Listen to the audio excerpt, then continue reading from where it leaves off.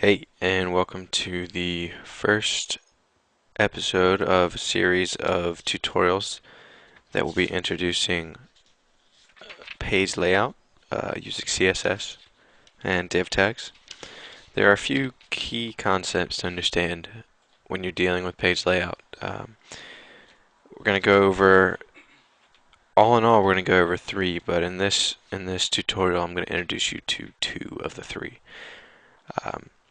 The first one is a fixed width layout, and I'm at yahoo.com, and as you can see, when I change the size of the screen, the width of the main content, which is also called a wrapper, it stays the same. And I'm going to go to Amazon, and as you can see,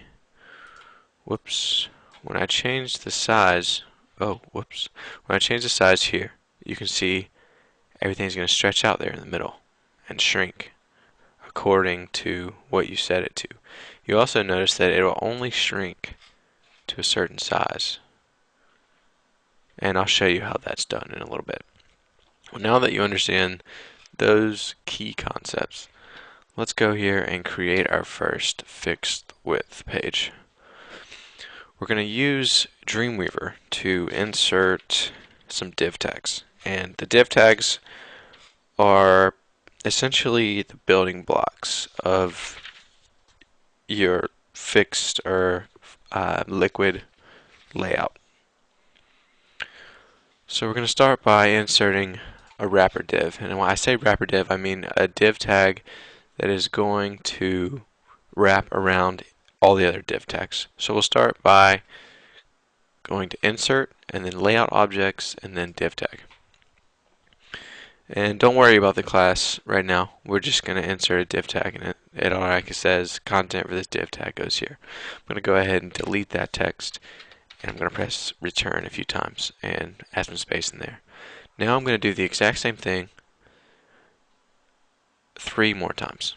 I'm going to go to layout objects, div tag, say OK, go to the end, press enter, and make sure these div tags are inside of the wrapper tag that we just made. There's the second one, and here is the third. Alright.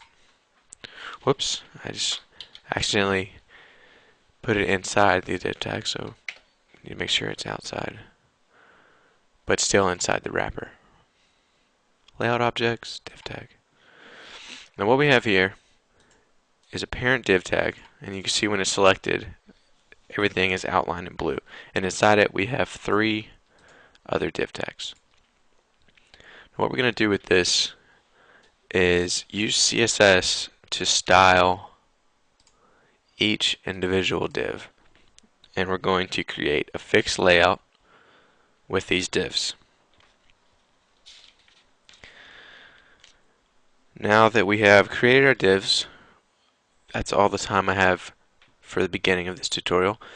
And if you continue watching the next tutorial, we will show you how to set up your widths, and we will introduce some new concepts that have to deal with page layout.